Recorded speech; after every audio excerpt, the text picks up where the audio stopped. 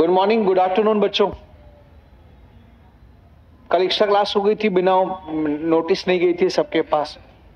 तुम्हारे पास नोटिस नहीं गई थी ना? तुम्हारे पास भी नहीं गई थी?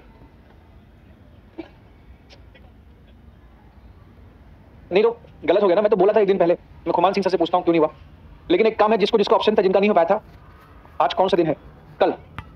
जिसकी क्लास कल छूट गई थी वो कल हमको शाम को वो पीडीएफ लेके मिल जाएगा, तो मैं उसको समझा दूंगा। रिकॉर्डिंग आ गई है तो आप एक बार 2x स्पीड से पढ़ लेना। नहीं समझ में आया तो मुझसे पूछ लेना। ज्यादा पढ़ा नहीं पाया था, बहुत कम ही पढ़ाया था मैंने उसमें। अच्छा, एक स्लाइड पे एक क्वेश्चन तो इसलिए नंबर ऑफ स्लाइड बढ़ गई थी। बाकी तो मेरे ख्याल से इफेक्टिव तो 30 स्लाइड होंगी। चलो ठीक है, हम लोग स्टार्ट करते हैं आज का लेक्चर। लास्ट लेक्चर में हमने होमवर्क दिया था आपको, ग्लाइकोलिसिस। यहां पे हमने आपको लास्ट लेक्चर में एक बात बताई थी कि अगर किसी मॉलिक्यूल में sp3 कार्बन से जुड़ा हाइड्रोजन है और उसका रिएक्शन अगर हम हैलोजन से कराते हैं हाई टेम्परेचर HNO या हीट, ठीक है। किसी भी मॉलिक्यूल में sp3 हाइब्रिडाइज्ड कार्बन से हाइड्रोजन जुड़ा है, उसका रिएक्शन हैलोजन से कराते हैं हाई टेम्परेचर पे या HNO की उपस्थिति में, तो sp3 कार्बन का हाइड्रोजन जो होता है ये हैलोजन द्वारा डिस्प्लेस हो जाता है और ये बन जाता है मोनो हेलो डेरिवेटिव, या ये हेलो एल्केन बन जाता प्लस HX। इसी रिएक्शन को हम कहते हैं हैलोजनेशन रिएक्शन। यहां पे यदि आपने HNO का प्रयोग किया, फोटोन का प्रयोग किया, तो इस रिएक्शन को कहेंगे फोटो हैलोजनेशन। और इसके स्थान पे यदि आपने फोटोन नहीं बल्कि हाई टेम्परेचर का प्रयोग किया, जिसे कहेंगे थर्मो हैलोजनेशन। मैंने आपको बताया था यहां पर यह बात कि ये रिएक्शन जो होता है, ये reaction this reaction completed by free radical mechanism, या ये फ्री रेडिकल, ये रिएक्शन 3 स्टेप में होता है। इट अकर इन 3 स्टेप, या is completed in 3 step, completed by free radical mechanism in 3 step. पहले स्टेप में क्या होता है कि ये हैलोजन जो होता है, पहले स्टेप में क्या होता है, जो हैलोजन होता है वो फ्री रेडिकल में कन्वर्ट होता है, तो रिएक्शन इनिशिएट हो जाता है। फिर वो फ्री रेडिकल मॉलिक्यूल पर अटैक करके एक नया फ्री रेडिकल बनाता है, प्रोपोगेट होकर प्रोडक्ट बन जाते हैं। फिर आखिरी में हैलोजन आखिरी में 2 फ्री रेडिकल मिलकर रिएक्शन को टर्मिनेट कर देते हैं। ये मैंने बता दिया था। ये मैंने आपको बताया था कि सबसे पहले जैसे लाइट पड़ती है तो हैलोजन का बॉन्ड टूट के ये हैलोजन के फ्री रेडिकल बन जाते हैं, और फिर ये हैलोजन का फ्री रेडिकल रैंडमली भागना शुरू कर देता है। ये अगर एल्केन से टकराता है, जैसे एल्केन से टकरा गया, तो इनके बीच में होमोलिसिस कर देगा और इसमें से मोर रिएक्टिव हाइड्रोजन के साथ मिलकर क्या बना देगा, HX बना देगा और ये R। ऐसे ये वाला मॉलिक्यूल फिर से किसी X2 से टकराएगा, फिर से होमोलिसिस करके क्या बना देगा, यहाँ पर X रेडिकल RS के साथ मिलकर बना देंगे RX और X रेडिकल। फिर ऐसे ही नेक्स्ट किसी RS से रिएक्शन करता है, याद रखिएगा ये प्रोसेस चलता रहता लगातार। यहाँ पर फिर से बन जाएगा HX और क्या बन जाएगा R रेडिकल, फिर से R रेडिकल किसी X2 से रिएक्शन करके बना देगा RX और X रेडिकल। ये प्रोसेस चलता रहता है और रेडिकल बनते रहते हैं। आखिरी में कोई भी 2 रेडिकल आपस में मिल जाए, अगर कोई भी 2 रेडिकल आपस में मिल जाए तो वहां पर अगेन रेडिकल जब नहीं बनता तो उस रिएक्शन को कहते हैं चेन स्टेप को कहते हैं चेन टर्मिनेशन स्टेप, और रिएक्शन फिर उसके आगे फिर नहीं बढ़ती।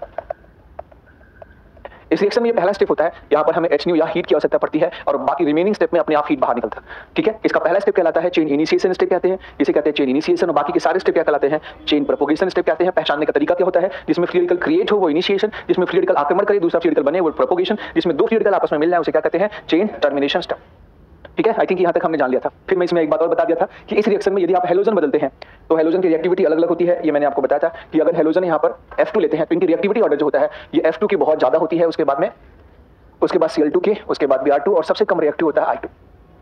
अच्छा, इस रिएक्शन में द्वारा हम जनरली जिस रिएक्टिविटी की वजह से ही X2 के स्थान पे हम हमेशा क्या लेते हैं, Cl2 या Br2 लेते हैं। X2 के स्थान पे ज्यादातर केसेस में F2 या I2 नहीं लेते। F2 के न लेने की पीछे जो रीजन है, when X2 becomes, क्या लिखा आपने, when X2 is equal to F2 then process becomes highly exothermic explosive, और इससे जो है मॉलिक्यूल जल जाते हैं या लैब में आग भी लगने के चांसेस होते हैं, ठीक है। इसलिए यहाँ पर हम F2 नहीं लेते या मॉलिक्यूल कार्बन जल जाता, ठीक है।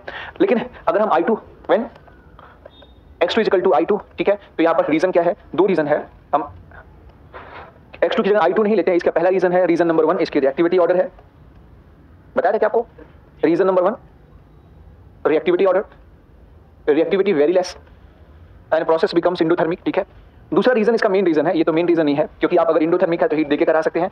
दूसरा मेन रीजन है कि I2 से रिएक्शन कराएंगे तो बनेगा आइडोबेंजीन प्लस HI। इसमें ये I और कार्बन के बीच का बॉन्ड जो होता है ये वीक होता है, और ये H और I के बॉन्ड का और वीक होता है, ठीक है, क्योंकि इनके साइज में ह्यूज अंतर होता है। साइज के में अंतर की वजह से इनके बॉन्ड क्या होते हैं, वीक होते हैं। और HI को स्ट्रॉन्ग रिड्यूसिंग एजेंट भी कहा जाता है। ये एक प्रकार के ये है एक स्ट्रॉन्ग रिड्यूसिंग एजेंट होता है।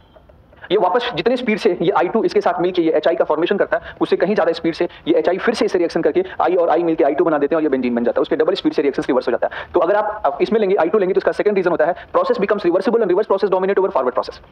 आया समझ में आपके, तो process becomes reversible and reverse process becomes faster than forward process.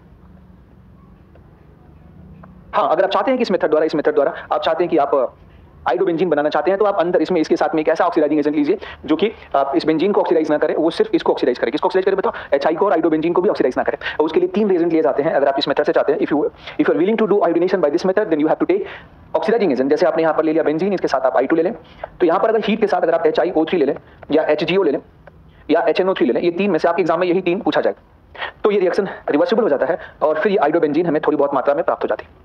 ठीक है, इसके पीछे रीजन क्या चीज क्या? When X2 equal to F2, अच्छा, ये तो रीजन बता रहा था। मतलब अब आप कहेंगे यहाँ लिखा, आप ले सकते हैं, ऊपर लिखेंगे नहीं लिखेंगे तो फिर वो इसी चक्कर मैंने लिख दिया था कि कहीं आपको डबल डाउट ना हो जाए। ठीक है, तो इसकी जगह ये लेंगे तो ये रीजन हो जाएगा, इसकी जगह ये रीजन, ये नंबर 1 रीजन नंबर 2 ये 2। ठीक है, तो अगर इसके बिल्कुल आपने सही कहा, इसकी जगह अगर आप I2 लेंगे तो इसमें जो ये HI बनेगा, ये HI फिर कैसे बैलेंस होगा? ये HI को हम बैलेंस कैसे करेंगे? HI जो बनते हैं एक साथ, ये 5 HI जो होता है एक साथ एक HiO3 के साथ रिएक्शन कर जाता है। एक HiO3 अकेले 5 HI को रिएक्शन करके बना देगा यहाँ पर 3 I2 मॉलिक्यूल और 3 वाटर मॉलिक्यूल। ये जो I2 मॉलिक्यूल्स हैं ये वापस यूज हो जाएंगे यहाँ पर और रिएक्शन को फॉरवर्ड डायरेक्शन में धक्के से पुश कर देंगे कि फॉरवर्ड डायरेक्शन में जाने लगे, क्योंकि रिएक्टेंट ज्यादा बनेगा तो प्रोडक्ट की तरफ गाड़ी बढ़ने लगेगी। रिएक्टेंट का कंसंट्रेशन बढ़ाएंगे तो प्रोडक्ट ज्यादा बनेगा। लीच एटेटिस प्रिंसिपल, कोई भी आप चेंजेस करते हैं अगर रिएक्शन में तो रिएक्शन उस डायरेक्शन में मूव करने लगता है जिधर से उस चेंज का प्रभाव नलीफाई हो जाए। ऐसा जानते हैं कि आप लोग?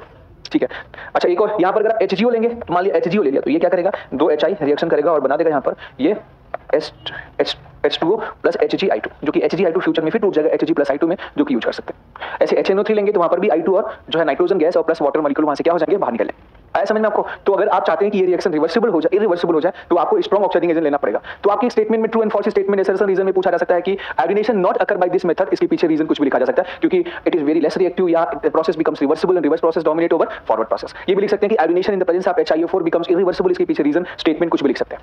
पता? फिर हमने आपको एक और बात बताई थी कि अगर किसी मॉलिक्यूल में, देखिए ये कुछ मैंने गलत लिखा, मैंने क्या गलत लिखा? ये मैंने इलेक्ट्रोफिलिक सब्स्टिट्यूशन रिएक्शन लिखा। हमने यहाँ पे क्या लिखा? एल्केन का रिएक्शंस पढ़ा ना, ये सिंपल एल्केन sp3 कार्बन पर ये सारे रिएक्शंस होते हैं ना, और मैंने यहाँ पर ये सारे रिएक्शंस बेंजीन पे करा रखे हैं। तो बोलो ना, अभी मैं इलेक्ट्रोफिलिक रिएक्शंस पढ़ा के आ रहा हूँ किसी रिएक्शन में, तो वो बेंजीन क्या, पर यहाँ पे कैटलिस्ट बदलना पड़ेगा। अगर I2 लेंगे तो यहाँ लुवीस एसिड लेना पड़ेगा, AlCl3 लेना पड़ेगा, AlBr3, तो ये रिएक्शन हम लिख सकते हैं। अगर डायरेक्ट हीट और HNO से कराएंगे तो नहीं होगा। समझ में आ गया? तो यहाँ पर गलती समझ में आ गई। मुझे लग रहा है कि कुछ तो गलत हो रहा है। क्या गलत हो रहा है? ध्यान बेंजीन बनी। यहाँ पे हमें क्या लिखना, जल्दी से बता। यहाँ पे RH किया जाएगा RI, यहाँ पर RH, यहाँ किया जाएगा R। अब समझ में आ गया क्या? Okay next.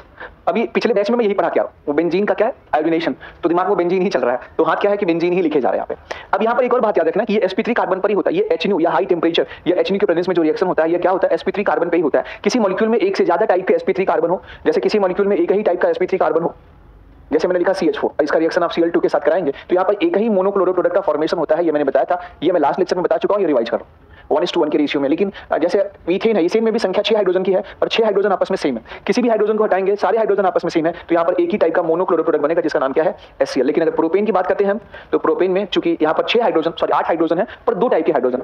इस कार्बन का हाइड्रोजन हटाएंगे तो अलग टाइप का प्रोडक्ट बनेगा, इस कार्बन का हाइड्रोजन हटाएंगे तो डिफरेंट बनेगा। ये दोनों आपस में सेम है, तो यहाँ पर 2 टाइप के हाइड्रोजन माने जाएंगे और यहाँ 2 टाइप का प्रोडक्ट बनता है। यहाँ तक बातें मैंने आपको बता दिया था। तो जो बच्चे एब्सेंट हैं मेरी गलती की वजह से, मैसेज न जाने की वजह से, उनको मैंने समराइज कर दिया। ठीक है, यहाँ एक और बात बताना चाहता हूँ। ठीक है, जैसे एल्केन का हाइड्रोजन और ये प्रोपेन के हाइड्रोजन पर हम रिएक्शन कराएं तो ये 1 डिग्री हाइड्रोजन और 2 डिग्री हाइड्रोजन में से दोनों हाइड्रोजन की रिएक्टिविटी सेम नहीं होती है। जो 3 डिग्री, जो ज्यादा डिग्री का हाइड्रोजन होता है वो ज्यादा रिएक्टिव होता है। आया समझ में आपको? बोलिए। अच्छा नेक्स्ट, अब हम एक और बात करें यहाँ से। जैसे किसी मॉलिक्यूल में ढेर सारे अगर कार्बन प्रेजेंट हो, किसी मॉलिक्यूल में ढेर सारे कार्बन प्रेजेंट होते हैं, अगर उनका रिएक्शन हम क्लोरीन के साथ कराते हैं तो कितने मोनोक्लोरो प्रोडक्ट बनेंगे? यही मैंने होमवर्क दिया था आपको बताना है। तो आप ऐसे सवाल को करेंगे कैसे? ऐसे सवाल को करने के लिए जितने कार्बन दिखे सब पे क्लोरीन चिपका दो, हाइड्रोजन हटा के, सबके IUPAC नाम लिख लो। IUPAC नेम अगर डिफरेंट आए तो प्रोडक्ट डिफरेंट होगा, IUPAC नेम सेम हो तो प्रोडक्ट क्या होगा? सेम। तो हम जल्दी से, मुझे पता है कि 5 कार्बन है, 1 2 3 4 5, तो पांचों कार्बन पर आप हाइड्रोक्लोरीन चिपका दो। यहां पर हमने पहले क्लोरीन यहां चिपका दिया, दूसरा क्लोरीन यहां, तीसरा क्लोरीन यहां, चौथा क्लोरीन यहां पे और 5वां क्लोरीन हमने यहां पे चिपका दिया। हो गया? अब इसके नाम लिखिए IUPAC मेथड से, इसका नाम लिखेंगे आप। क्या नाम आएगा? पहला, दूसरा, तीसरा, चौथा। तो ये हुआ 1 क्लोरो 1, मुझे नाम नहीं पता, बोलते जाओ, 1 क्लोरो 2 मिथाइल ब्यूटेन। पक्का? इसका नाम लिखेंगे पहला, 2 क्लोरो 2 मिथाइल ब्यूटेन। पक्का? 1 2 3 4, 2 क्लोरो 3 मिथाइल ब्यूटेन। ओके, इसका नाम हो जाएगा 1 2 3 4, 1 क्लोरो 3 मिथाइल ब्यूटेन, ये 1 2 3 4 1 क्लोरो 2 मिथाइल ब्यूटेन। तो ये तो नाम रिपीट हो गया ना, तो अर्थात इसको काउंट नहीं करेंगे, हम सिर्फ 4 को काउंट करेंगे। तो आपसे यहाँ पर अगर अलग अलग पूछा जाए total number of monochloro product without stereo isomer मतलब स्ट्रक्चरल आइसोमर्स, स्ट्रक्चरल मतलब जिसके नाम अलग अलग, सिंपल नाम जिसके डिफरेंट होते हैं उनको स्ट्रक्चरल आइसोमर्स कहेंगे। तो इसमें आंसर हो जाएगा 4। क्या आंसर हो जाएगा? 4। अच्छा, अगर आपसे पूछा जाए विद स्टीरियो आइसोमर, तो स्टीरियो आइसोमर आपको कैलकुलेशन थोड़ा यहाँ पर, तो ये क्वेश्चन थोड़ा सा कठिन होता है, थोड़ा सा बहुत कठिन नहीं होता। तो स्टीरियो आइसोमर में आपको कंफर्मेशनल काउंट नहीं करना होता, हमेशा क्या काउंट करना होता है? स्टीरियो आइसोमर्स में हमेशा आपको ज्योमेट्रिकल और ऑप्टिकल, पहले ज्योमेट्रिकल चेक कर लिया करो। ऐसे सुनो, पहले क्या चेक किया करो? ज्योमेट्रिकल। अगर ज्योमेट्रिकल आइसोमर हो रहा है तो पहले उसके जीआई बना दो सिस्टर्स। जो ऑप्टिकली एक्टिव होते हैं उनके 2 रूप होते हैं हमेशा, और जो इनएक्टिव होते हैं वो अकेले रूप होते हैं। और किसी में ऑप्टिकल ज्योमेट्रिकल नहीं होता, डायरेक्ट ऑप्टिकल बता दो। अच्छा, जहां भी एक काइडल कार्बन होगा वहां 2 आइसोमर बनने के चांसेस हैं। 2 काइडल कार्बन होगा तो हम अब कैलकुलेट करते हैं फार्मूला से, सिमेट्रिकल में अलग फार्मूला लगाते हैं और अनसिमेट्रिकल में अलग फार्मूला, पता है ना? तो आप मुझे बताएं इसमें ये काइडल कार्बन क्रिएट हो गया कि नहीं हो गया? जब काइडल कार्बन हो गया तो यहाँ पर कितने आइसोमर बन जाएंगे? 2। यहाँ पे कोई काइडल कार्बन नहीं है तो 1, यहाँ एक काइडल कार्बन है तो 2, यहाँ पर कोई काइडल कार्बन नहीं तो 1, आंसर हो जाएगा 6। ये वाला, इसके 2 रूप होंगे। जब भी इसका नाम लिखेंगे तो एक के नाम के आगे इसमें क्या आएगा? R S. जब भी कभी लिखेंगे तो एक में लिखेंगे 2R और एक में क्या लिखेंगे? 2S। तो एक का नाम लिखेंगे 2R 1 क्लोरो 2 मिथाइल ब्यूटेन और एक लिखेंगे 2S 1 क्लोरो 2 मिथाइल ब्यूटेन। तो 2 इसके आगे नाम बनेंगे, एक इसका 3, 2 ये 5, एक ये 6। डाउट कोई? जल्दी से बताइए, डाउट हो? जीआई तो हो गई नहीं। ज्योमेट्रिकल आइसोमर तो वहां होता है जहां रिस्ट्रिक्टेड रोटेटिव सिस्टम हो, डबल बॉन्ड या साइकिल, तो जीआई तो हो गई नहीं, तो जीआई हमें यहां नहीं काउंट करना। क्लियर?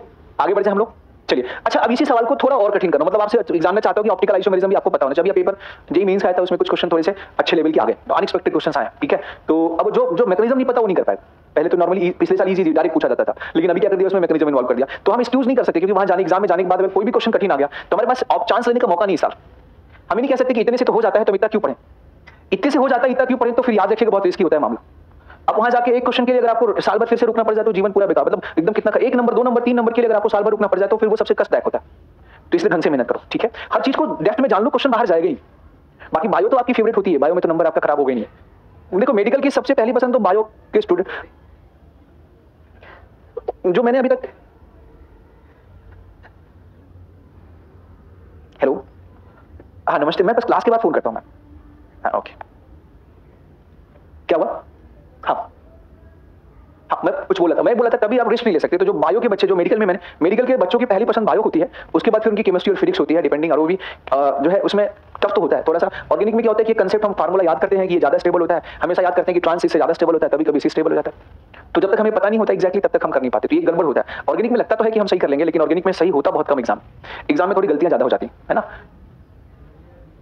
तुक्का, अगर आपको चीजें याद नहीं आती, अगर आप कंसेप्ट में डेप्थ में जाके नहीं पढ़ोगे तो फिर तुक्का ही लगाना होगा।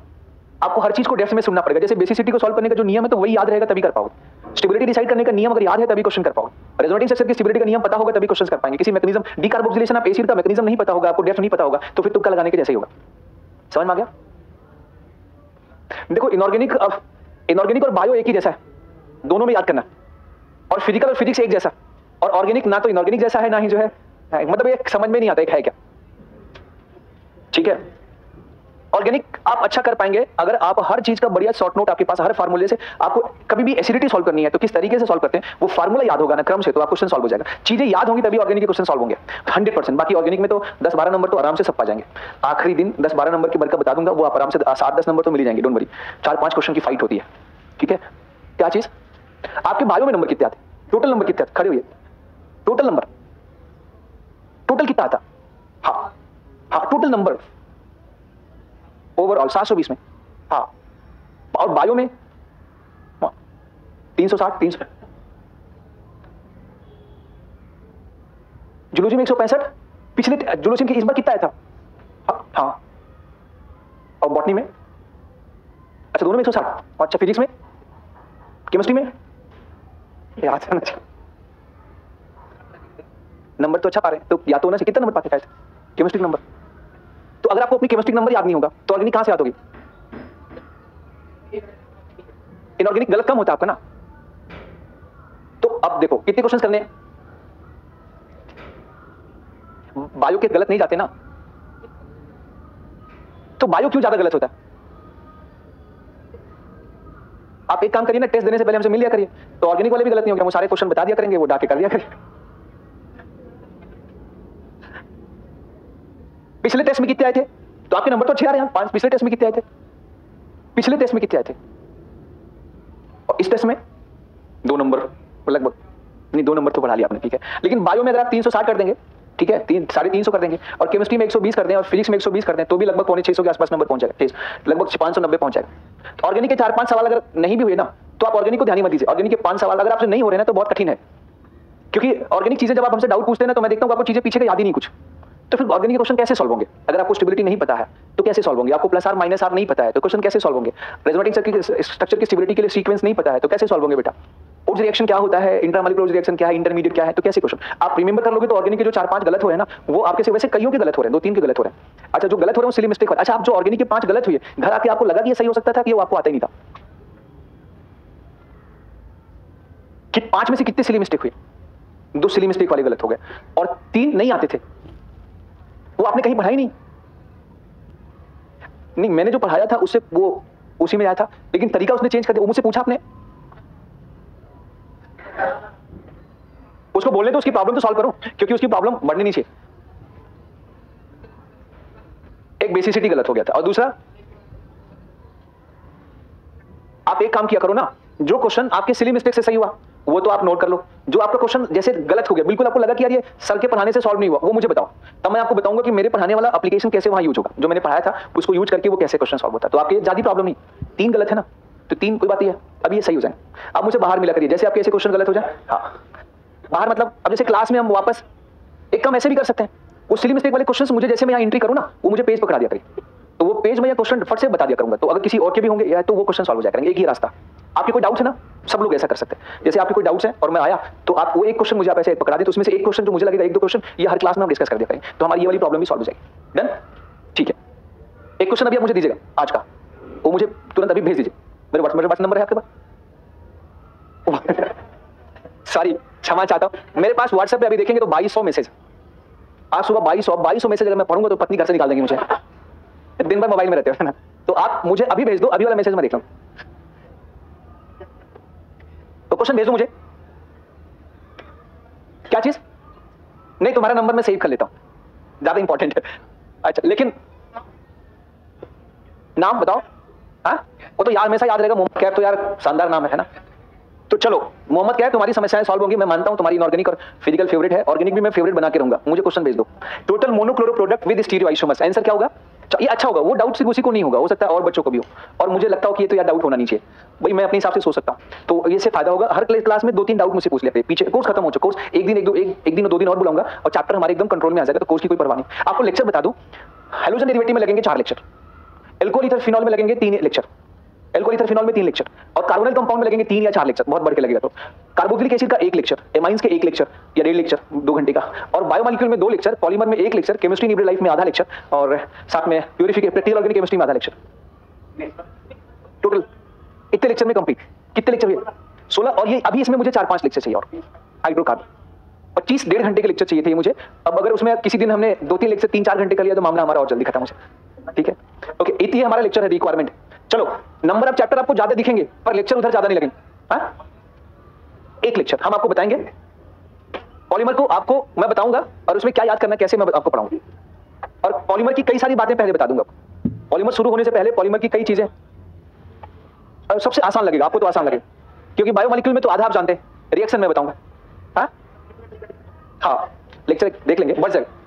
चलो, टोटल मोनोक्लोरो प्रोडक्ट, इसमें क्या बताएंगे? ऑप्टिकली एक्टिव या टाइडल मोनोक्लोरो प्रोडक्ट कैसे बताएंगे? बताओ, ऑप्टिकली एक्टिव। ऑप्टिकली एक्टिव कौन है बेटा? इसके जो आर और एस दोनों ही तो एक्टिव होंगे, और इसके भी आर एस दोनों एक्टिव होंगे, तो ऑप्टिकली एक्टिव कितने हो जाएंगे? 4, तो 4 हो जाएंगे। अच्छा, इसमें ऑप्टिकली इनएक्टिव कितने होंगे? 2। मैं पूछूं इनेंशियोमर पेयर कितने बनेंगे? 2 पेयर। एक्टिव अगर 4 हैं तो इनेंशियोमर पेयर 2। रेसमिक मिक्सचर कितने बनेंगे? 2 बना लेंगे आप लोग। ओके, अच्छा, इसमें आपसे पूछा जाए कि monochloro product obtained bye fractional distillation, कैसे? फ्रैक्शनल डिस्टिलेशन द्वारा इनेंशियोमर को हम अलग नहीं कर पाते, मतलब इनेंशियोमर की जगह एक ही मिलेगा। आप इसे ऐसे कह सकते हैं, जब भी लिखे कि monochloro product obtained bye fractional distillation, मतलब कि मोनोक्लोरो प्रोडक्ट, इसका मतलब हुआ monochloro product having different boiling points.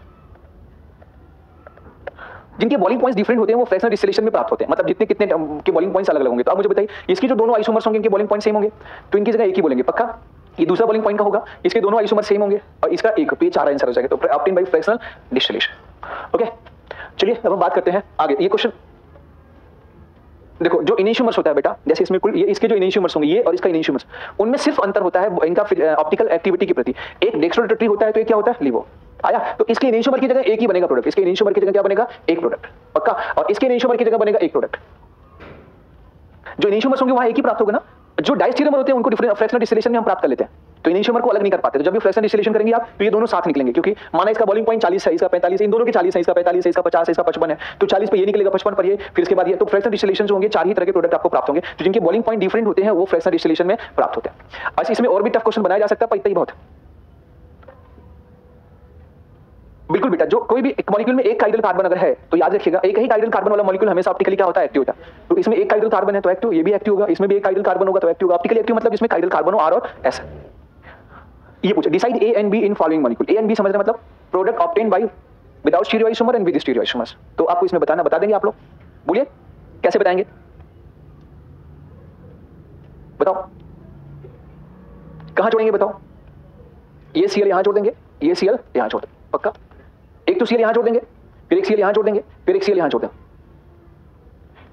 फिर इसके बाद एक सीएल यहां जोड़ देंगे। अच्छा, इसका नाम लिख लेते हैं, इसका नाम होगा 1 क्लोरोपेंटेन, इसका नाम 2 क्लोरोपेंटेन, इसका नाम 3 क्लोरोपेंटेन। फिर हम क्लोरीन को यहां जोड़ देंगे तो 2 क्लोरोपेंटेन, यहां जोड़ देंगे तो 1 क्लोरोपेंटेन। तो आप मुझे बताइए इसमें कितना आइसोमर बना, जल्दी से बताओ, बताओ। यहाँ पे हाइड्रोजन कार्बन एक भी नहीं है तो ये अकेले रहेगा, यहाँ पर एक हाइड्रोजन कार्बन है तो 2 आइसोमर, यहाँ पे कोई हाइड्रोजन कार्बन नहीं है क्योंकि इधर इथाइल है, इधर इथाइल है, तो ये अकेले होगा। तो अगर इसमें ए कोई पूछे तो इसका ए जो होगा ये 3 आइसोमर, इसका बी जो होगा ये 4। ए एंड बी समझ गए ना? Product without stereo isomer and product with stereo after calculation of isomers. यहाँ पर बताया। ऐसे यहाँ पर कितने कार्बन है? एक ये कार्बन है, यहाँ पे क्लोरीन जोड़ो, एक यहाँ पर है, एक यहाँ पर है, एक यहाँ पर। अच्छा, ये वाला आपस में सेम है, तो ये आपको समझ में आ गया। तो साफ साफ दिख रहा है कि 1 2 3 4, तो total monochloro product without stereo isomer 4 आएंगे। अब आइसोमर काउंट करना है तो अब आपको थोड़ा आइसोमर से बताना पड़ेगा, ये कठिन पार्ट हो गया। इसको चाहे तो फार्मूला से भी कर सकते हैं, चाहे तो दिमाग से भी कर सकते हैं। क्या लगाएंगे आप? यहां पर बताओ, इसमें हाइड्रोजन कार्बन है कि नहीं है? इसमें हाइड्रोजन कार्बन नहीं है, या सिस ट्रांस से भी आप बता सकते हैं। इसमें हाइड्रोजन कार्बन है कि नहीं है? बोलो नहीं है, तो ये जिसमें हाइड्रोजन कार्बन नहीं होगा वो जीवन में अकेले रहेगा। इसमें हाइड्रोजन कार्बन नहीं है तो जीवन में अकेले रहेगा। इसमें 2 हाइड्रोजन कार्बन, 2 हाइड्रोजन कार्बन है ना, तो ये 4 रूपों में रहेगा। इसमें हाइड्रोजन एटम 2 हैं, इसके टोटल आइसोमर्स 4 हो जाए। हाँ, मैंने वो काउंट करके ही बता दिया, अभी मैं सिस ट्रांस से भी काउंट करके बता दूंगा, पहले तो अभी इसे कर लेते हैं। इसमें कोई हाइड्रोजन कार्बन नहीं है पर इसके सिस और ट्रांस मिलेगा तो ये 2 आइसोमर्स बनेंगे। ये हमने अपने हिसाब से कैलकुलेट कर लिया। ये इसके कितने आइसोमर हो गए? 2 4 6 1 7 1 8। अब ये ऐसे याद करो, छोड़ो ऐसे तो आप थोड़े परेशान हो जाएंगे। इसमें ज्योमेट्रिकल आइसोमर होगा कि नहीं होगा? ऑप्टिकल होगा कि नहीं होगा? तो छोड़ो, दोनों नहीं तो अकेला रहेगा। इसमें ज्योमेट्रिकल होगा कि नहीं होगा? नहीं होगा। ऑप्टिकल होगा कि नहीं होगा? नहीं होगा। इसमें ज्योमेट्रिकल होगा कि नहीं होगा? होगा। कैसा होगा? एक इसका सिस बनेगा और दूसरा क्या बनेगा? ट्रांस। तो सिस में मिथाइल और सीएल को दोनों को वेज बना दें। आप चेक करें, ये ऑप्टिकली एक्ट, दूसरा ट्रांस में एक को डैश बना दे, एक को वेज। इसमें कौन ऑप्टिकली एक्टिव है वो बताइए? दोनों ऑप्टिकली, पक्का। तो ऑप्टिकली एक्टिव ये भी है, ये। तो जो ऑप्टिकली एक्टिव होता है हमेशा उसका जो मिरर इमेज होता है वो उसका इनिशियोमर्स होता है, वो लाइट को अपोजिट डायरेक्शन में घुमाता है। तो ये अगर ऑप्टिकली एक्टिव है, ये माना लाइट को क्लॉकवाइज डायरेक्शन में घुमाता होगा, तो इसका जो मिरर इमेज होगा वो लाइट को एंटी क्लॉकवाइज डायरेक्शन में घुमाएगा। मिरर इमेज कैसे बने? मिरर अगर आप यहां रखिए, यहां पे मिरर रखिए, तो इसका इमेज ऐसे बना सकते हैं, दोनों को डैश पे बन जाए। ये दोनों दो सिस फॉर्म हो गया। बोलो यार, हम इसी को कहते हैं कि बनाने की जरूरत नहीं है। अगर कोई सिस फॉर्म या ट्रांस ऑप्टिकली एक्टिव है तो उसका जो मिरर इमेज होगा वो दूसरा रूप होगा, उसके 2 रूप हो जाएंगे। तो ये ऑप्टिकली एक्टिव हो गया ना, तो जो ऑप्टिकली एक्टिव होंगे उसमें 2 रूप बनेंगे, याद रखिए। ये भी ऑप्टिकली एक्टिव है कि नहीं है बेटा? तो 2 रूप होंगे, एक ये होगा, दूसरा इसका मिरर इमेज। मिरर इमेज में क्या होगा? यहाँ पर वेज, यहाँ पर क्या होगा? डैश। हो गया। तो ये इस 2 रूपी हो गया। अब बनाना चाहे तो बना भी सकते हैं इसको। तो अब इसमें कुल कितने आइसोमर हो गए? 4। वो 4 में पहले ही काउंट कर लिया था, सिस ट्रांस मान के। वो दिमाग में सिस ट्रांस, 2 हाइड्रोजन कार्बन। अब इसे ऐसे भी कह सकते हैं, इसमें ये आर आर हो सकता है, ये एस एस हो सकता है, ये आर एस हो सकता है, ये एस आर हो सकता है। तो इसमें निकालिएगा, इसमें कोई आर आर आएगा, कोई एस एस आएगा, कोई आर एस आएगा, कोई एस आर आएगा। आया समझ में आपको? अभी कोई डाउट है? अच्छा, साइकिल के केस में बल्कि आप सबसे ज्यादा दिमाग ऐसे किसी का भी सिस ट्रांस बनाइएगा, सिस और ट्रांस में से जो एक्टिव होगा उसके 2 रूप होंगे। या तो आप ये बना लो, मैंने बना दिया, अब बना लो। इसका कैसे बनाएंगे? याद रखिएगा, यहाँ पर इसका ये आपने वेज कर दिया, ये डैश, ये बन गया। हेलो, इसको सेलेक्ट नहीं कर सकते, बन गया। तो इसके 4 रूप मैंने दिखा दिए। तो हम क्या करते हैं, जल्दी में रहते हैं, तो हमने इसका सिस बनाया, ट्रांस बनाया, और सिस एक्टिव होगा तो 2 रूप, एक्टिव होगा तो 2 रूप, टोटल रूप कितने हो गए? 4। या और जल्दी में रहते हैं यार, 2 हाइड्रोजन कार्बन है तो एक आर आर होगा, एक एस एस होगा, एक आर एस होगा, एक ऐसा, उसमें सिस और ट्रांस सब काउंट हो गया। आया समझ में? क्या चीज? आप देखो, अब जैसे अब इसका आपको बताना, इसमें तो काइडल सेंटर है नहीं, तो आर एस से काम नहीं चलेगा। तो अब इसका सिस ट्रांस बनाएंगे। जैसे सिस आपने बनाया, ये सिस रहा। अब बताओ ये ऑप्टिकली एक्टिव है कि इनएक्टिव? इसमें सीधे सीधे अगर काटेंगे तो इसमें प्लेन ऑफ सिमेट्री होगी। क्या होगी? Plane of symmetry. और जहां भी प्लेन ऑफ सिमेट्री होता है वो मॉलिक्यूल ऑप्टिकली क्या होता है? इनएक्टिव। ओके, अगला, अगर इसका ट्रांस रूप हम बनाए तो क्या होगा बताओ? ट्रांस रूप बनता है तो ये भी क्या होगा? Optically inactive. इसमें क्या है? Plane of symmetry. इसमें भी प्लेन ऑफ सिमेट्री। आया समझ में? सीधा सीधा ये मिथाइल और क्लोरीन को आधा दिखाते हैं हमने, तो ये दोनों ऑप्टिकली इनएक्टिव हैं, तो दोनों अकेले अकेले रहेंगे ना। जो इनएक्टिव, ऑप्टिकली इनएक्टिव का मिरर इमेज वही होता है, लेकिन ऑप्टिकली एक्टिव का मिरर इमेज उसका उल्टा रूप होता है, एनेंशियोमर्स होता है। तो ऑप्टिकली इनएक्टिव का मिरर इमेज, जैसे ये इनएक्टिव है तो इसका मिरर इमेज यही होगा, ये इनएक्टिव है तो इसका मिरर इमेज वही बनेगा, इसका ये इनएक्टिव फॉर्म है तो मिरर इमेज वही होगा, इसका भी मिरर इमेज होगा, लेकिन ये ऑप्टिकली एक्टिव हो गया सिस, तो मिरर इमेज अगर ये लिवो है तो वो डेक्स्ट्रो हो जाएगा। पक्का? तो अब इसमें कितने आइसोमर बने देख लो, ये 2। ओके पक्का? तो अब total isomer A's equal to क्या है, यहाँ पर एज इक्वल टू 4 और B equal to 8। Total product optically active पूछे तो 4, ये सिर्फ चारों एक्टिव। आया समझ में आपको? पक्का? चलो ठीक है, अब इसका बना लेंगे आप लोग, ट्राई करेंगे आप लोग, या मैं बना दूं? बना लिया? अब बनाइएगा, इसका आंसर नेक्स्ट लेक्चर में दूंगा। मोहम्मद क्या वो भेज दिया क्वेश्चन, सेंड मी क्वेश्चन भेज दिया, एक एक क्वेश्चन भेज दिया करो, तो वो सबको डिस्कस कर दिया करूंगा। आ गया आपका, हाँ आपका नाम भी आ गया। हाँ बाइफिनाइल की ऑप्टिकल एक्टिविटी, चलो ये आपका डाउट है, ठीक है आगे बढ़े हम लोग। अब एक और बात, इसके मोनोक्लोरल प्रोडक्ट बनेंगे कितने, इतने सारे, इसमें कौन मेजर होगा कौन माइनर होगा ये कैसे पता करते हैं? मेजर माइनर कैसे, ये मैंने बताया था क्या आपको? नहीं बताया था? Percentage, determination of percentage of major and minor, या determination of percentage of monochloro product. देखो ये प्रैक्टिकल डेटा के आधार पे कुछ फार्मूला बनाया गया, वो फार्मूला हम आपको बताते हैं। इस फार्मूला से जो हम कैलकुलेट करते हैं, जो प्रैक्टिकल डेटा आता है उसमें 2-4% मतलब 2-3% का फर्क होता है, 1-2% कम या ज्यादा आ जाता है, लेकिन मेजर माइनर हम बता देते हैं इसे। ठीक है, फार्मूला कैसे पता करेंगे? डिटर्मिनेशन, अब जैसे आपने किसी का परसेंटेज डिटरमाइन किया, मान लिया 41% है, तो हो सकता है कि हर इंसान के रिएक्शन कराने की टेक्निक अलग होगी, तरीका अलग होगा, एक्यूरेसी अलग होगी, तो प्रोडक्ट जो होगा वो अलग परसेंटेज में बन सकता है, तो बेस्ट एक्यूरेसी वाला यहाँ पर बताया जाता है। ओके, तो अगर determination of percentage of monochloro product, जैसे ये प्रोपेन है, प्रोपेन का हमने मोनोक्लोरिनेशन कराया, ये प्रोपेन पर हमने Cl2 का रिएक्शन कराया 1:1 के रेशियो में, तो यहाँ पर एक बना प्रोडक्ट 2 क्लोरोप्रोपेन और दूसरा बना 1 क्लोरोप्रोपेन। ठीक है, अब आपको बताना है कि इनका परसेंटेज, तो इसके लिए 3 फार्मूले आपको याद रखने, ये फार्मूले याद रहेंगे तभी आप क्वेश्चन कर पाएंगे। फार्मूले हैं परसेंटेज ऑफ एनी प्रोडक्ट, जैसे इसका परसेंटेज आपको निकालना है तो इसका रिलेटिव अमाउंट पता करेंगे, इसका रिलेटिव अमाउंट पता करेंगे, जिसका परसेंटेज निकालना होगा उसको ऊपर लिखेंगे और टोटल रिलेटिव अमाउंट नीचे करके इनटू 100 कर देंगे, निकल जाएगा। रिलेटिव अमाउंट कैसे पता करेंगे? जैसे किसी का रिलेटिव अमाउंट पता करना होगा तो relative amount of any product is equal to number of hydrogen responsible for that product. इसका मतलब हुआ कि इस मॉलिक्यूल में कितने हाइड्रोजन है जो उसी प्रोडक्ट को बना सकते हैं, इनटू रिलेटिव रिएक्टिविटी। जैसे अगर कोई पूछे तो 2 क्लोरोप्रोपेन कितने हाइड्रोजन की वजह से बन सकता है, ऐसे हाइड्रोजन 2, 1 क्लोरोप्रोपेन कितने हाइड्रोजन की वजह से बन सकता है, 6, तो ये नंबर 6 आ गया। फिर इसके बाद में इस हाइड्रोजन की रिलेटिव रिएक्टिविटी हम कैसे पता करेंगे? ये टेबल में प्रैक्टिकल डेटा दिया हुआ है, ये टेबल में दिया गया। बस जैसे 1 क्लोरोप्रोपेन बेटा, ये जो 6 हाइड्रोजन है, ये 3 में से, इन 3 में से दोनों तरफ का मिला के किसी भी हाइड्रोजन को हटा के क्लोरीन लगाओ तो 1 क्लोरोप्रोपेन बनेगा। तो इसलिए 1 क्लोरोप्रोपेन बनाने के लिए जिम्मेदार हाइड्रोजन कितने हैं, 6, और 2 क्लोरोप्रोपेन बनाने के लिए जिम्मेदार हाइड्रोजन कितने हैं, 2। ये बात क्लियर हो गई? ठीक है, तो number of responsible hydrogen into number of relative, sorry number of responsible hydrogen into relative reactivity of that hydrogen. ये कैसे है? हाइड्रोजन की रिलेटिव रिएक्टिविटी फाइंड आउट किया गया है कि टाइप्स ऑफ हाइड्रोजन, जैसे मान लिया सारे एल्काइल हाइड्रोजन हो या सारे बेंजाइल हो या सारे एलाइल हो, कैटेगरी चेंज नहीं होना चाहिए, समझ में आ गया? तो अगर मान लिया 3 एल्काइल, 3 हाइड्रोजन की जब कंपेयर किया गया था, क्लोरीन से रिएक्शन करा के देखा गया था, तो ऐसा पाया गया कि क्लोरीन का 1 डिग्री हाइड्रोजन से रिएक्शन करने की इच्छा अगर 1 गुना ज्यादा होती है, 1 टाइम होती है, तो वही क्लोरीन 2 डिग्री हाइड्रोजन से रिएक्ट करने की जो है इच्छा 3.8 गुना ज्यादा होती है, और वो क्लोरीन टर्सरी हाइड्रोजन से रिएक्ट करने के लिए ये इसकी अपनी इच्छा 4.5 गुना ज्यादा होती है प्राइमरी के कंपेयर में। समझ में आ गया आपको? लेकिन ब्रोमीन जो होता है, इसका देखिएगा, ब्रोमीन का अगर हाइड्रोजन से रिएक्ट करने की इच्छा अगर 1 है, तो ये 2 डिग्री हाइड्रोजन से रिएक्ट करने की इच्छा जो इसकी इच्छा होती है वो 85 गुना ज्यादा होती है। मतलब जितनी चाहत इसकी होती है कि प्राइमरी हाइड्रोजन से रिएक्ट करे, उससे 85 गुना ज्यादा चाहत होती है कि नहीं सेकेंडरी से हाइड्रोजन रिएक्ट करे, और टर्सरी हाइड्रोजन से रिएक्ट करने की इसकी इच्छा जो होती है वो 1600 गुना ज्यादा होती है प्राइमरी हाइड्रोजन के कंपेयर में। इसका मतलब समझ गए आप लोग? ये रेशियो फिक्स, ये निकाला गया, ये प्रैक्टिकली डिसाइड किया गया है। किसी किसी बुक्स में ये 5 दिया है और इसको क्या करने के लिए, राउंड ऑफ करने के लिए, और इसको 4 कर दिया। किसी किसी बुक्स में इसको 4.5 कर दिया, पर पीटर साइज के बुक्स में आप देखेंगे तो 4.5 भी है, आयल फिनार में भी 4.5 है। तो जो हमने लिखा है ये ऑर्डर आप नोट करिए, बस आप दिमाग मत लगाइए, कहीं इधर ढूंढिए मत, क्योंकि आपके पास समय ऑलरेडी नहीं है ना, आपको कहीं नहीं परेशान होना। तो याद रखिएगा, रिलेटिव रिएक्टिविटी ऑफ हाइड्रोजन जो होता है क्लोरीन के प्रति, 1 डिग्री हाइड्रोजन अगर 1 की स्पीड से रिएक्शन करता है तो 2 डिग्री हाइड्रोजन 3.8 की स्पीड से रिएक्शन करेगा, और 3 डिग्री क्या होगा, 4.5।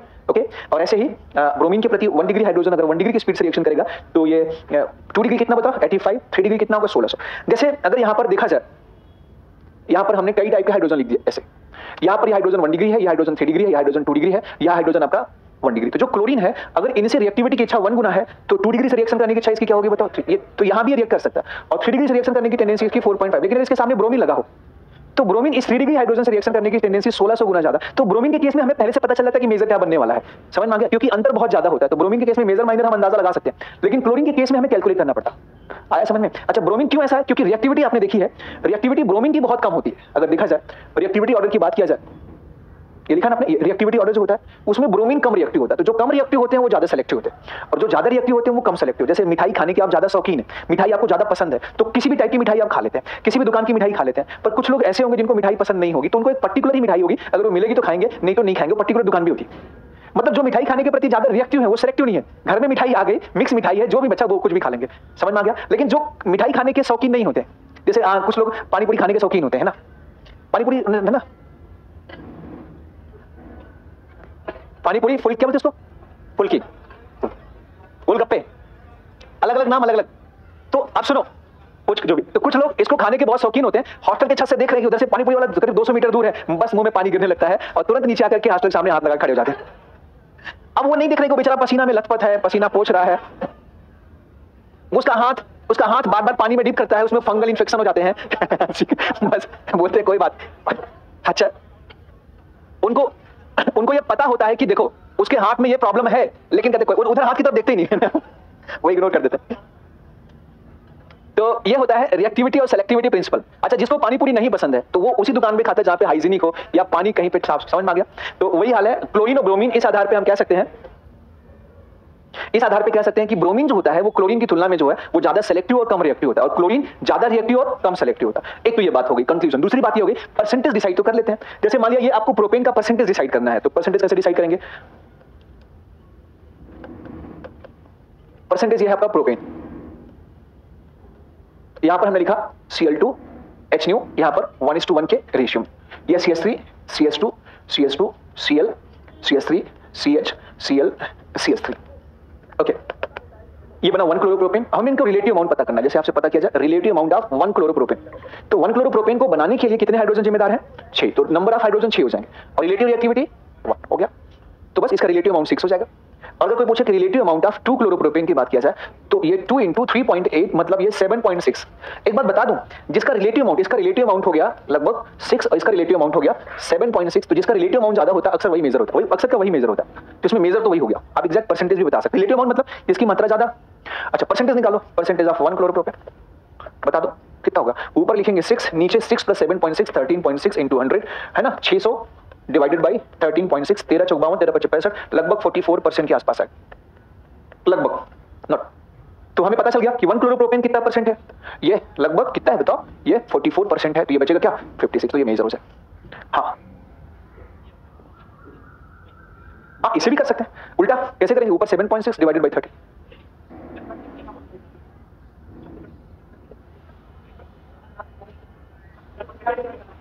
हाँ, नहीं निकालने की जरूरत नहीं, आप तो यहीं से डायरेक्ट बता सकते हैं। तो गलत हो जाता। अब जैसे यहां पे आप रेडिकल सुनो, अगर आप ये इस वाले कंसेप्ट से करते रेडिकल बना के कि यहां का रेडिकल ज्यादा स्टेबल है तो हाइड्रोजन ज्यादा रिएक्टिव होगा, तो यहां तो ये करेक्ट होता और अगले सवाल में गलत हो जाता। अगर मैं अगले सवाल में आपसे पूछूं, अगले सवाल में आइसोब्यूटेन का मेजर माइनर बता, तो आइसोब्यूटेन में ये बनेंगे 2 प्रोडक्ट। एक तो बनेगा, देखो यहां का हाइड्रोजन हटाएंगे तो ये क्लोरीन आएगा, यहां का हाइड्रोजन हटाएंगे तो ये क्लोरीन आएगा, ये 2 बनेंगे प्रोडक्ट। अब इसमें परसेंटेज किसका ज्यादा होगा, तो आप परसेंटेज निकालिएगा। तो अगर आप ये कहते कि ये 3 डिग्री हाइड्रोजन ज्यादा रिएक्टिव होता है तो ये मेजर बनेगा क्लोरीन के केस में ये Cl2 और ये H आप लगाते या हीट लगाते तो गलत हो जाता है। इसमें मेजर ही होता है। रिलेटिव अमाउंट कैसे पता करेंगे बताओ? इसका रिलेटिव अमाउंट पता करने का तरीका, 9 हाइड्रोजन, 3 यहाँ पे 3 यहाँ पे 3 यहाँ पे 9 हाइड्रोजन ऐसे हैं जो इसी प्रोडक्ट को बना सकते हैं, तो इसका रिलेटिव अमाउंट हो जाएगा 9 और इसका हो जाएगा 1 × 4.5, लगभग ये 4.5, लगभग आधा का डिफरेंस है, लगभग आधा क्या 50% का डिफरेंस है। समझ में आ गया? ये लगभग से ये होगा करीब 65-66% के आसपास, ये 33% के आसपास हो। बोलो आप जो भी निकालना चाहे तो निकाल सकते हैं, निकालेंगे ना आप लोग बताओ? तो अजी नहीं, हर हफ्ते सिर्फ एक, एवरी वीक 1 एक्स्ट्रा क्लास। बहुत ज्यादा आपको घर पे सेल्फ स्टडी भी जरूरी है, बैलेंस स्टडी जरूरी हो गया, बैलेंस स्टडी जरूरी हो गया। चलो अब देखो, आपसे सवाल किया जाए कंक्लूजन। अगर कोई पूछे रिएक्टिविटी ऑर्डर तो आप बोलेंगे Cl2 is more reactive than Br2। कोई पूछे सेलेक्टिविटी तो पूछा जाए Br2 is more reactive than Cl2। अच्छा, यहां पर सुनो, यहां पर मेजर माइनर देखो, क्लोरीन में रिएक्शन प्रोडक्ट की प्रोबेबिलिटी और हाइड्रोजन की रिएक्टिविटी दोनों के आधार पर डिसाइड होता है। लेकिन अगर ये ब्रोमिनेशन होता, सेम क्वेश्चन में अगर हमने ब्रोमीन ले लिया होता तो ब्रोमीन में बिना कैलकुलेशन के आप डायरेक्ट बता सकते थे कि यहां पर मेजर जो होगा वो कौन होगा, ये 3 डिग्री, क्योंकि इसके बनने की प्रोबेबिलिटी 1600 गुना ज्यादा होगी। यार बिहार के प्रति आपका प्यार जो है उमड़ रहा है, पूरे इंडिया पूरे वर्ल्ड में छाया हुआ है। नेक्स्ट, इंडिया हो गया। हेलो, नहीं आया समझ में? तो आपके एग्जाम में सवाल पूछा जाता है इसमें मेजर माइनर क्या होगा, तो इसका ये मेजर हुआ बेटा। देखो आपको अभी ये याद है लेकिन 1 हफ्ते बाद याद नहीं रहता, तो उस चक्कर में ये आपको अभी तो ये आसान लगता है लेकिन कल यही ऑर्गेनिक जो है टफ हो जाती, तो फिर पूछा जाए, तो इसलिए याद रखें। अगर आपसे पूछा जाए reactivity order Cl2 is more reactive than Br2 और सेलेक्टिविटी ऑर्डर में Br2 is more reactive than Cl2। एक सवाल और आपको बताना, इनके परसेंटेज बताना, जैसे इसमें पूछा जाए इसमें कितने मोनोक्लोरल प्रोडक्ट बनेंगे, वो सवाल का जवाब भी मिल गया आपको। एक क्वेश्चन मैंने दिया था ना शायद, ये यहाँ पे क्वेश्चन था शायद, ये 3 मिथाइल पेंटेन था ना, तो 3 मिथाइल पेंटेन में कितने मोनोक्लोरल प्रोडक्ट मोनोब्रोमो प्रोडक्ट बनेंगे, ये सामने लिखा है। इसमें कौन मेजर होगा कौन माइनर होगा ये भी आपको बताना, बता देंगे ना आप लोग, बता देंगे मेजर माइनर, इनके परसेंटेज भी डिसाइड कर लेंगे आप लोग। बोलो एक होमवर्क। अच्छा, ब्रोमिनेशन Br2 से तो किया जाता है, bromination can also be done by NBS। अच्छा, ब्रोमीन तो सेलेक्टिव होता है, ये कंपाउंड के सबसे अधिक रिएक्टिव हाइड्रोजन को चुन के रिएक्शन करता है। Bromine is so selective that it react by चुनिंग सबसे रिएक्टिव हाइड्रोजन, बाय सेलेक्टिंग सबसे रिएक्टिव हाइड्रोजन। लेकिन NBS उससे भी ज्यादा जो है सेलेक्टिव होता है, ये सिर्फ एलाइलिक और बेंजाइलिक हाइड्रोजन पे ही प्रहार करता है, ये किसी हर हाइड्रोजन पे प्रहार नहीं करता। आया समझ में आपको? तो NBS, अब बात आ गई NBS की। N-ब्रोमोसक्सिनामाइड क्या होता है, ये जो नाम कैसे याद किया जाता है, देखो ये है सक्सिनिक एसिड, ब्यूटेन 1,4-डाइओइक एसिड को कहा जाता है सक्सिनिक एसिड, ठीक है, इसका नाम है सक्सिनिक एसिड। सक्सिनिक एसिड में अगर ये OH हटा के अमोनिया से रिएक्शन करा के हीट कर दें तो आगे आपको पढ़ाया जाएगा, तो ये बन जाता है सक्सिनिक एसिड का एमाइड, ये बन जाता है सक्सिनामाइड। ये सक्सिनामाइड में ये Br जो है इसे हटा के H हटा के यहाँ पे Br लगा दीजिए, तो इसका नाम क्या है जगह बताओ, N-ब्रोमोसक्सिनामाइड। तो N-ब्रोमोसक्सिनामाइड is very selective brominating agent, और इसका नाम ऐसे लिखा जाता है। इसकी फोटो ये होती है, इसमें ये बॉन्ड परऑक्साइड के जैसे ही बहुत कमजोर बॉन्ड होता है, ये परऑक्साइड से भी कमजोर बॉन्ड होता है, क्योंकि लोन पेयर के बीच में रिपल्शन बहुत क्या होता है ज्यादा, तो ये बॉन्ड कमजोर होता है और आसानी से नाइट्रोजन के जो है नाइट्रोजन का इलेक्ट्रॉन इधर से कार्बोनिल ग्रुप खींच रहा है और इधर से Br खींच रहा है, तो ये बॉन्ड हमेशा कमजोर होता है, ये आसानी से टूट जाता है, ठीक है। It is a very selective brominating agent. NBS do bromination only hydrogen of allylic and benzylic position, ये एलाइलिक और बेंजाइलिक पोजीशन के हाइड्रोजन का ही ब्रोमिनेशन करता है। आया समझ में आपको? ये किसी और हाइड्रोजन का, एलाइलिक क्या होता है, डबल बॉन्ड, कि अल्फा कार्बन का जो हाइड्रोजन होता है वो एलाइलिक कार्बन होता है, और उस एलाइलिक हाइड्रोजन को हम क्या कहते हैं, एलाइलिक जी।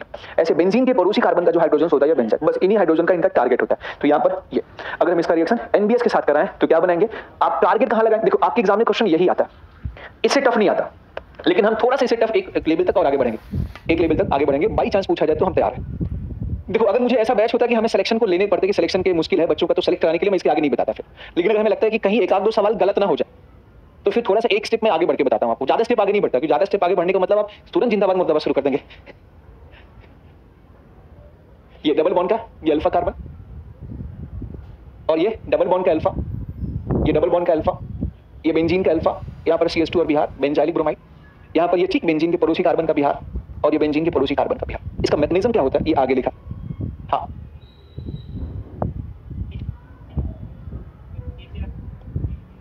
हाँ बस वही मैं बताने वाला हूं, एक लेवल थोड़ा आगे, बस समय आ रहा, ठीक है। बताइए ब्रोमीन क्या होता है, सेलेक्टिव होता है, तो इस पर क्यों रिएक्शन किया, क्योंकि हाइड्रोजन बहुत रिएक्टिव होते हैं, तो अगर आप CH3 लगा देंगे तो हाइड्रोजन क्या हो जाएगा, और रिएक्टिव हो जाएगा, तो फिर वो वहां पर अटैक करेगा। मतलब दो एलाइलिक पोजीशन है, ये कहां अटैक करेगा, जो ज्यादा रिएक्टिव एलाइलिक पोजीशन होगा, दो बेंजाइलिक पोजीशन है तो कहां अटैक करेगा, जो ज्यादा रिएक्टिव बेंजाइलिक पोजीशन होगा। आया समझ में? ये रिएक्शन होता कैसे, इसका मैकेनिज्म लिखा क्या नहीं लिखा, मैकेनिज्म बता दूं कि हिंदू मैकेनिज्म ये है कि reaction occur by free radical mechanism, reaction occur by free radical mechanism. देखो जो NBS होता है, NBS के मोहल्ले में हमेशा उसके साथ HBr जरूर रहता है, क्योंकि NBS जिस मेथड द्वारा हम बनाते हैं उसमें इंप्योरिटी के रूप में HBr हमेशा रहता है। जहां भी NBS होता है वहां इंप्योरिटी के रूप में क्या रहता है, HBr हमेशा रहता है एज इंप्योरिटी। मैकेनिज्म से अगले लेवल का क्वेश्चन बनता है, इसलिए मैं मैकेनिज्म बता रहा हूं, अदरवाइज मैकेनिज्म की कोई आवश्यकता नहीं है। नेक्स्ट लेवल के क्वेश्चन सॉल्व करने के लिए मैकेनिज्म जरूरी। तो इसमें होता क्या है कि आपस में यहां पर NBS होना चाहिए,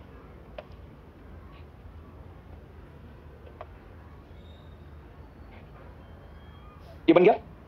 ये याद रखिएगा, ये आपस में रिएक्शन करते हैं, इनके बॉन्ड में होमोलिसिस होती है, ये बॉन्ड होमोलिटिकली टूट जाता है और ये बन जाता है सक्सिनिक एसिड का एमाइड, और प्लस बन जाता है यहाँ पर Br2। ये Br2 उतना ही बनेगा जितनी मात्रा में ये इंप्योरिटी होगी, तो ये Br2 की मात्रा कम है। एक तो Br2 याद रखिएगा, एक तो Br2 कम रिएक्टिव होता है और ऊपर से इसकी मात्रा भी कम हो गई, तो इसकी सेलेक्टिविटी क्या हो जाती है, और बढ़ जाती है। इसकी सेलेक्टिविटी क्या हो जाती है, और फिर बिल्कुल चुन के रिएक्शन करता है। इसी वजह से ये क्या करता है कि अगर इस मॉलिक्यूल में मान लो कोई एलाइलिक कार्बन उपस्थित है,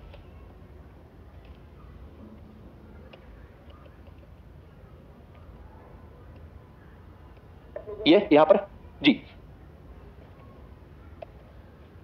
ये Br2 फिर से टूट जाएगा Br डॉट में, और ये Br डॉट कम संख्या में बनेंगे। कितनी संख्या में बनेंगे, जितनी संख्या में आपका HBr होगा, और फिर ये Br डॉट एलाइलिक पोजीशन पे अटैक। Br के अटैक करने से याद रखिएगा ये बॉन्ड होमोलिटिकली टूट जाएगा और ये बन जाएगा एलाइलो फ्री रेडिकल और प्लस HBr, ठीक है। प्लस क्या बन जाएगा बेटा, HBr, और फिर इस एलाइल फ्री रेडिकल रेजोनेंस करता रहता,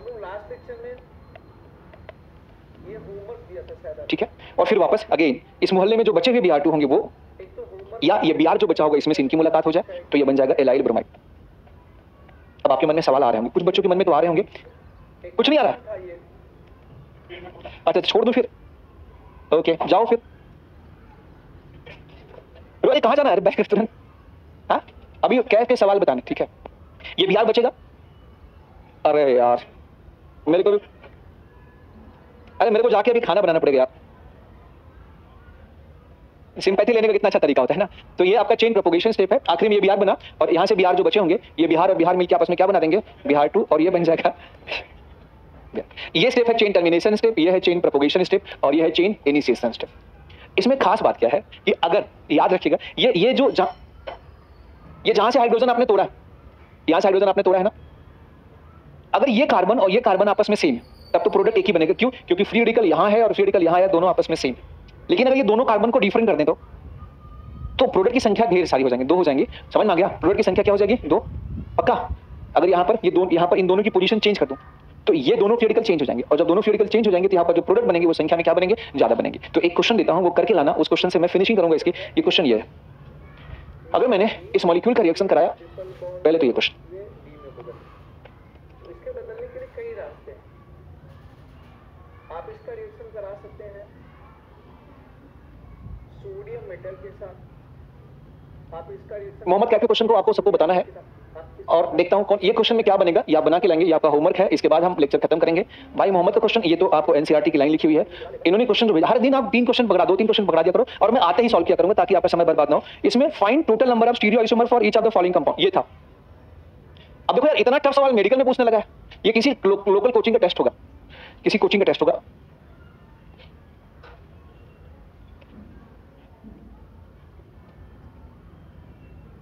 और ये है जे एडवांस लेवल क्वेश्चंस। पहली बात बताइए, ऑप्टिकली एक्टिव होगा कि इनएक्टिव? पक्का। आपने एक चीज पढ़ा है कि अगर कहीं पर देखो बाइफिनाइल के दोनों रिंग के ऑर्थो पोजीशन पे बड़े ग्रुप लगे हों और दोनों में प्लेन ऑफ सिमेट्री ना हो, या दोनों में बड़े ग्रुप लगे होंगे तो दोनों दूसरे के ऐसे परपेंडिकुलर हो जाएंगे, तो ये ऑप्टिकली एक्टिव होगा। और अगर ऑप्टिकली एक्टिव होगा तो इसके 2 रूप होंगे, एक ये खुद होगा और दूसरा इसका क्या होगा? एक इटसेल्फ होगा और दूसरा इसका मिरर इमेज होगा। मतलब एक ये बाइफिनाइल जो होगा ये एक काइडल कार्बन के बराबर माना जाएगा। पक्का। जैसे एक काइडल कार्बन में 2 आइसोमर होते हैं ना, वैसे यहाँ भी ये 2 आइसोमर माने जाएंगे। 1 मिनट, अगर मैं आपसे सवाल करूँ, ये अच्छा सवाल है, कैफ का सवाल ये बढ़िया है। और जैसे एक काइडल कार्बन यहाँ पर है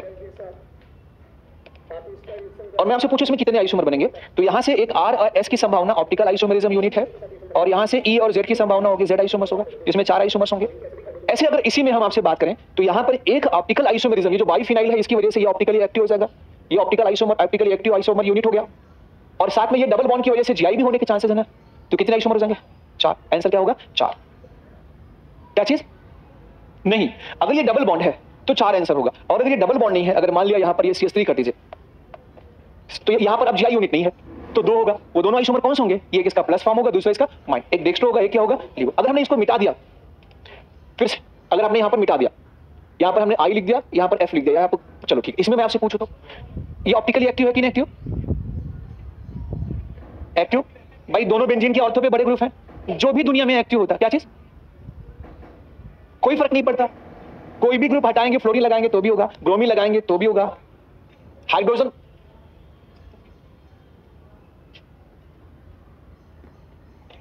तब भी था और अब भी है। ये ऑप्टिकली एक्टिव होगा। कितने रूप होंगे इसके? 2। और आपको बताऊं, बाइफिनाइल की ऑप्टिकल एक्टिविटी हमारे सिलेबस में, आप नीट के सिलेबस में ध्यान से देखें, उसमें साफ-साफ लिखा होता है कि optical activity in compound having 1 काइडल एटम एंड 2 काइडल एटम। कभी भी पेपर उठा के देखिए तो सिर्फ 1 काइडल एटम और 2 काइडल एटम तक ही आपके एग्जाम में क्वेश्चन आएगा, और सिंपल काइडल एटम। सिलेबस उठा के देखो, कभी जब आया होगा तो सिलेबस में रहा होगा। अभी आप पेपर उठा के लास्ट के सिलेबस को देखो तो ऑप्टिकल एक्टिविटी यही आता है। और अगर आए तो आप जो भी एक्टिव होगा उसके कितने रूप होंगे? 2, एक वो, दूसरा उसका मिरर। ये क्वेश्चन आपका सॉल्व हो गया? तो आप कर देना चाहिए था आपको। क्या चीज? तो फिर वो गलत तो यहां भी हो जाते हैं। बोनस हो गया होगा, या हो सकता है ना हुआ। हो गया। इसके बाद पढ़ाएंगे next lecture. Thank you so much.